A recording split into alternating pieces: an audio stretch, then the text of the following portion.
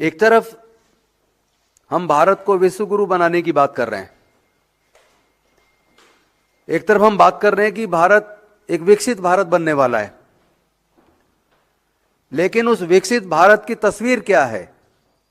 विकसित भारत बनाना तो दूर की बात है, अभी तो भारत के अंदर जो जाति और धर्म के नाम पर सरकार के संरक्षण में जहर घोलने का काम किया जा रहा है। खुलेआम धर्म के नाम पर, जाति के नाम पर नफरत देश में बढ़ाई जा रही है। अगर देश में इसी तरह नफरत बढ़ेगी, जाति के आधार पर, धर्म के आधार पर हत्याएं होंगी, तो विश्व गुरु बनना तो दूर की बात है।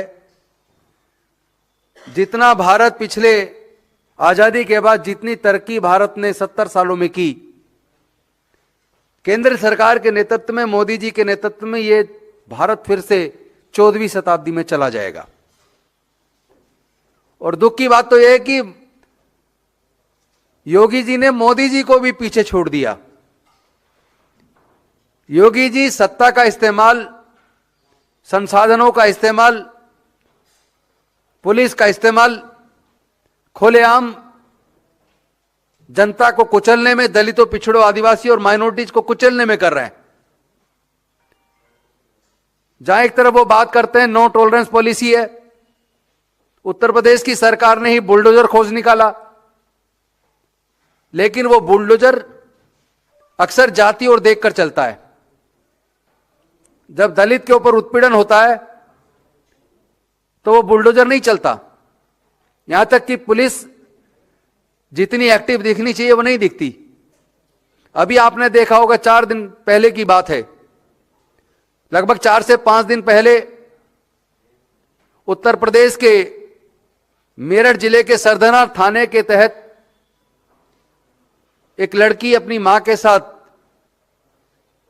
जंगल में जा रही थी काटने के लिए, और वहां लड़की को खुलेआम उठा लिया गया। मां जब अपनी बच्ची को बचाने के लिए आई तो उसको बलकटी से काटकर उसकी हत्या कर दी।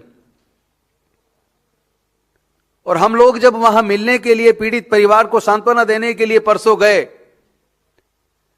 तो मेरठ टोल पर हमें रोक लिया गया और वहां एक डिप्टी एसपी ने हमें आके प्रॉमिस किया कि आधे घंटे के बाद हम आपको पीड़ित परिवार से मिलवा देंगे, अपने साथ लेके चलेंगे, आप हमें आधे घंटे का टाइम दीजिए।